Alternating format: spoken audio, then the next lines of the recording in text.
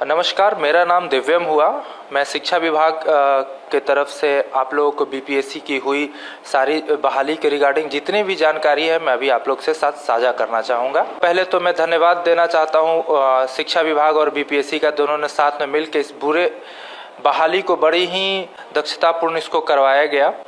इस बहाली में बहुत सारे सवाल थे जिसके जवाब के लिए मैं आज आया हुआ हूं कि कैसे इतने कम दिनों में, ये एक रिकॉर्ड है कि 6 दिनों में हमने 1,20,000 लोगों की बहाली हमने करवाई, उनकी काउंसलिंग भी करवाई और ट्रेनिंग भी शुरू हो चुका है और 2 तारीख को उनको प्रोविजनल ज्वाइनिंग लेटर भी दिया जाएगा हमारे माननीय मुख्यमंत्री जी के द्वारा। तो सबसे पहले जब बीपीएससी ने इसे रिजल्ट निकाला, 1,20,000 लोगों का रिजल्ट जब निकाला, तो ये हमारे लिए एक बड़ा ही चैलेंजिंग पार्ट था, लोगों को तुरंत और फेयरफुल तरीके से उनका ज्वाइनिंग करवाने का।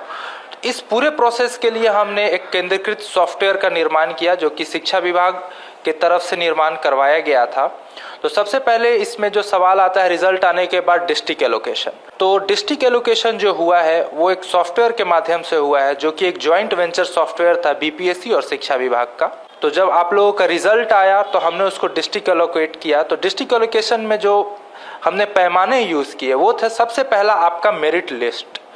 तो जैसे कि सभी कैंडिडेट ने जब उन्होंने फॉर्म भरा था तो उन्होंने 3 शहर या 3 जगह का उन्होंने दिया था प्रोविजन, जिसमें 1, 2, 3 ये तीनों निम्न इस प्रकार से थे, प्रायोरिटी के अनुसार से थे।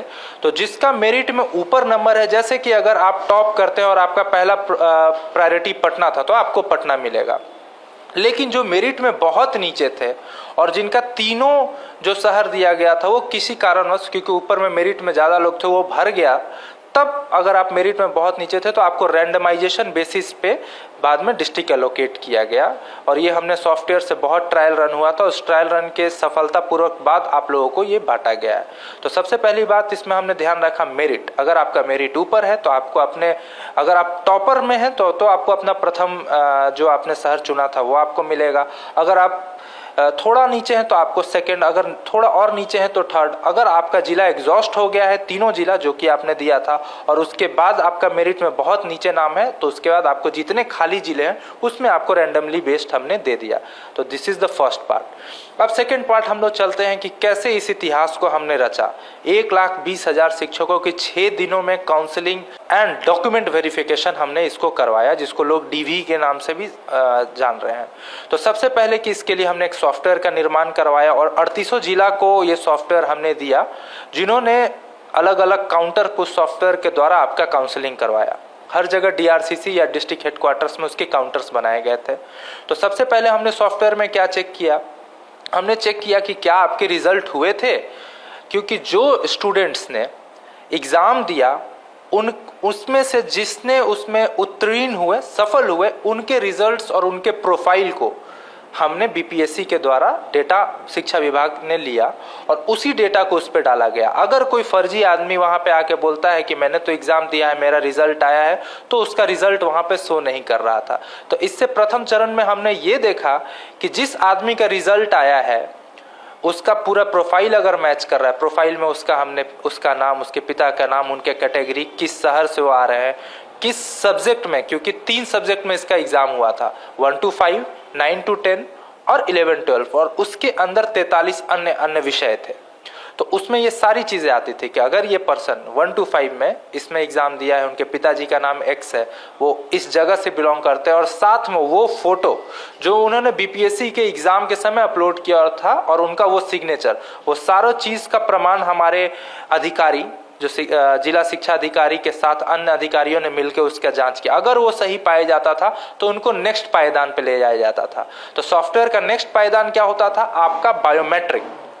तो इसमें हम लोग बायोमेट्रिक्स को चेक किए। वो बायोमेट्रिक था जो कि बीपीएससी के एग्जाम देते के समय आपने वो बायोमेट्रिक दिया था, उस बायोमेट्रिक से आपका यहाँ पे बायोमेट्रिक मिलाया गया। अगर बायोमेट्रिक सेम पाया गया, इसका मतलब कि जो इंसान ने परीक्षा दिया वही इंसान यहाँ पे ज्वाइनिंग के लिए आया हुआ है।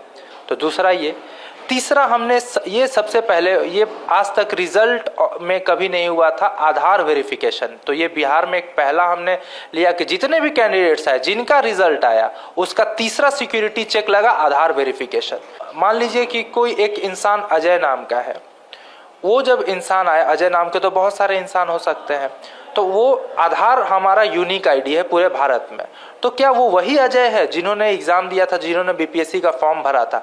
इसको भी हमने आधार के जरिए, आधार में मोबाइल ऑथेंटिकेशन के जरिए इसको हमने देखा। फिर चौथा स्टेप आता है डॉक्यूमेंट वेरिफिकेशन। डॉक्यूमेंट वेरिफिकेशन में हमने उस सारे डॉक्यूमेंट्स को आप से मंगवाए थे उत्तीर्ण छात्रों से जिन्होंने बीपीएससी पे अपना जो पुराना डॉक्यूमेंट अपलोड किया था।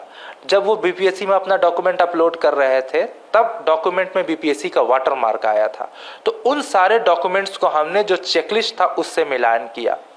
तो इसमें बहुत लोग थे जिन्होंने बीएड किया और 1 to 5 में जिनका सिलेक्शन हो गया, उनके वो डॉक्यूमेंट वेरिफिकेशन के लिए आए, उनको हटाया गया ना। 11-12 में बहुत सारे ऐसे अभ्यर्थी थे जिन्होंने स्टेट पास नहीं किया था बट समहाउ बीपीएससी के एग्जाम में उत्तीर्ण हो गए थे, वैसे भी लोग डॉक्यूमेंट वेरिफिकेशन में हटाए गए हैं। इन सभी का डेटा है हमारे पास, जरूरत आने पे अपर अथॉरिटीज के हिसाब से उसको पब्लिक किया जाएगा। तो इस तरीके से हमने बहुत लेवल पर डॉक्यूमेंट वेरिफिकेशन किया, जैसा कि एग्जाम के समय डॉक्यूमेंट वेरिफिकेशन का चेकलिस्ट दिया गया था, विभाग के द्वारा भी प्रसारित किया गया था। जब डॉक्यूमेंट वेरिफिकेशन हुआ तो उनका एक काउंसलिंग लेटर जारी हुआ था। उस काउंसलिंग लेटर में क्यूआर कोड ऊपर में था, आपने देखा होगा, ये भी एक नए तरीके का इनिशिएटिव था। तो आप लोग पूछना चाहेंगे कि क्यूआर कोड से क्या हुआ? तो क्यूआर कोड से ये हुआ कि जैसे ही स्टूडेंट वहां से 4 सिक्योरिटी चेक करके अब 5वां सिक्योरिटी चेक क्यूआर कोड से आया, तो उस क्यूआर कोड को हम लोग निकाल के वो लोग ओरिएंटेशन सेंटर अलॉट हुआ, तो वो अपने अपने ओरिएंटेशन सेंटर पे गए। वो उसमें वहां पे देखा गया कि क्या वो वही बंदा आया है जिसने वहां पे अपना लेटर जनरेट करवाया है, जिसने एग्जाम दिया था, जिसके नाम पे लेटर जनरेट हुआ है कि नहीं। हो सकता है आजकल फोटोशॉप का जमाना है, यहाँ तक कि जो हमने काउंसलिंग लेटर दिया था वो भी चेंज हो सकता था, बट क्यूआर चेंज नहीं हो सकता। ये क्यूआर कोड की खासियत है। तो जब वो अपने ओरिएंटेशन सेंटर पे गए, उनका क्यूआर स्कैन करवाया गया, और जब क्यूआर जब स्कैन होता है तो जो ओरिजिनल लेटर है उसका जो कॉपी है वो वेबसाइट पे दिखने लगता है, एजुकेशन डिपार्टमेंट के अधिकृत यूआरएल के वेबसाइट पे दिखने लगता है। तो उससे उस लेटर की मिलान किया गया। अगर तब वो सही पाया गया और उस लेटर, काउंसलिंग लेटर पर उस जो आदमी था उसके सिग्नेचर और फोटो दोनों था, तो उससे उसकी फोटो की मिलान की गई और देखा गया कि वो सही आदमी है, तब उसको ओरिएंटेशन प्रोग्राम में प्लेस किया गया। ओरिएंटेशन अन्य डाइट्स या होटलों या पीटीईसी में दिया जा रहा है। और फिर वहां से हमने ओरिएंटेशन का भी एक ऑनलाइन सॉफ्टवेयर, ये सारे केंद्रीकृत सॉफ्टवेयर था। अब जैसे ही वो गया तो वो एक दूसरा सॉफ्टवेयर आया जिसका उसने ओरिएंटेशन डिटेल्स आ गया। तो एक शिक्षक की जब से बहाली शुरू हुई थी, जब वो उत्तीर्ण हुआ, उसके सारे वेरिफिकेशन, उसके काउंसलिंग लेटर से लेके ओरिएंटेशन प्रोग्राम तक का हमने ऑनलाइन डेटा मेंटेन रखा। सारे डेटा एक दूसरे से सिंक थे, मतलब सारे डेटा एक दूसरे से चेक कर रहे थे क्या क्या वही आदमी है कि नहीं, ये वही बंदा है कि नहीं। तो ये टोटल 7 जगह हमने सिक्योरिटी चेक लगाया था। और उसी तरीके से हम लोग नए नए सिक्योरिटी चेक्स नियुक्ति पत्र में भी डालेंगे, जो कि 2 तारीख को आपको देखने को मिलेगा, जिस दिन माननीय मुख्यमंत्री नियुक्ति पत्र को बांटेंगे, लोगों के बीच में इसको बांटेंगे। अब हम लोग आते हैं कि स्कूल अलॉटमेंट, बहुत ही भ्रांतियां फैलाई जा रही हैं। डिस्ट्रिक्ट्स में बहुत सारे लोग हैं जो कि गलत भ्रांतियां फैला के लोगों से पैसा ऐंठ रहे हैं, तो इन सभी के बातों में ना आए। ये एक पूरी तरीके से रैंडमाइज बेस्ड सॉफ्टवेयर के थ्रू स्कूल एलोकेशन हो रहा है। अभी हम लोग डिस्ट्रिक्ट से स्कूल वाइज रिक्तियों की मांग की है, वो भी सॉफ्टवेयर के थ्रू हो रहा है। तो सारे डिस्ट्रिक्ट स्कूल वाइज रिक्तियां, सब्जेक्ट वाइज रिक्तियां अभी हमारे पोर्टल पे अपलोड कर रहे हैं, जिसको हम लोग हेडक्वार्टर्स में, मतलब कि सचिवालय में हमारे 6 डिप्टी डायरेक्टर और उनके साथ अन्य टीम बैठ के उन सारी रिक्तियों की डबल वेरिफिकेशन करेगा। और जब हम इससे संतुष्टि पाएंगे कि हमारी जितनी रिक्तियां स्कूल में थी वो सारी सही हैं, उसके बाद स्कूल वाइज लोगों का हम लोग सॉफ्टवेयर के थ्रू प्लेसमेंट करेंगे। और ये एक रैंडमाइजेशन के थ्रू होगा, जिसका एल्गोरिदम भी आप लोगों को जब स्कूल का बंटवारा हो जाएगा तो आपको पब्लिक कर दिया जाएगा। तो इसमें सबसे पहले तो मैं बताना चाहता हूं कि मानव का, मतलब ह्यूमन इंटरफेरेंस जिसको बोलते हैं, मतलब मानव का दखल अंदाजी इसमें कहीं नहीं है। सारी चीज़ें सॉफ्टवेयर से बनाई जा रही हैं, और वो जो सॉफ्टवेयर होता है वो भी रैंडमाइजेशन बेसिस पे या कुछ सेट पैरामीटर्स पे चलता है। तो छेड़खानी करना बहुत ही मुश्किल है, ना के बराबर है। और जहाँ तक कि सिक्योरिटी चेक की बात है, जैसे बहुत लोग बोल रहे हैं कि दूसरे जो कैंडिडेट पास नहीं किए हैं वो ज्वाइन कर गए हैं, वो भी एक नकारात्मक पहलू फैलाई जा रही है लोगों के द्वारा, क्योंकि हमने जो 6 सिक्योरिटी चेक की मैंने बात की, वो 6 सिक्योरिटी चेक जैसे कि आधार, बायोमेट्रिक और उनका प्रोफाइल, ये 6 सिक्योरिटी के कारण उस चीज़ को भी हमने नलीफाई कर दिया है। नेलिजिबल नहीं, नलीफाई मतलब वो 0% है। और मुझे लगता है इसके साथ मैंने जितने भी चीज़ें चल रही हैं मार्केट में, उस चीज़ को मैं यहाँ पर समाप्त करता हूँ। ये बहुत ही कम दिनों में 1.5 लाख लोगों का हमने रिजल्ट निकाला।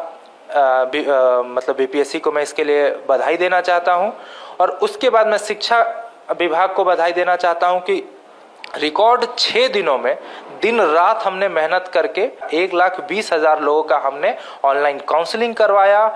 डिस्ट्रिक्ट में उनको हमने कॉलेजेस के साथ टैग किया, उनकी ओरिएंटेशन करवाई, और कुछ दिनों में ही अब हम उनका सॉफ्टवेयर के माध्यम से स्कूल अलॉटमेंट भी करेंगे। तो सबसे पहले तो मैं आश्वस्त करना चाहता हूं कि ये जो पूरा प्रोसेस है सॉफ्टवेयर के थ्रू है, तो इसमें किसी तरीके की गड़बड़ी नहीं की गई है। और आप लोग बेचैन ना हो, आप लोग बातों में ना आए, आप लोग अफवाहों में ना आए।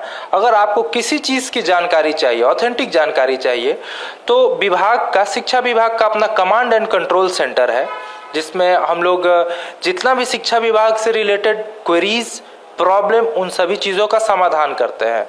जब आप लोग कल को शिक्षक बनिएगा, आप अपने प्रॉब्लम भी इस पे साझा कर सकते हैं। तो इसका नंबर आप लोग नोट कर लीजिए, 14417।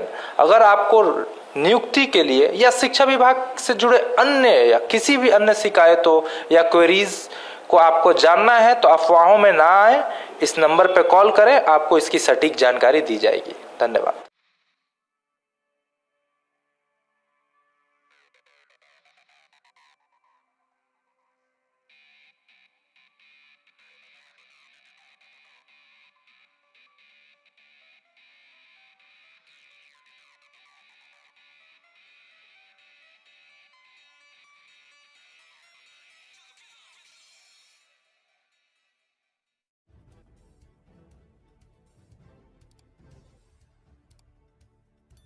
सब्सक्राइब कीजिए हिंदी क्लब को, दबाइए इस बेल आइकॉन को ताकि हमारा वीडियो आपको मिले सबसे पहले।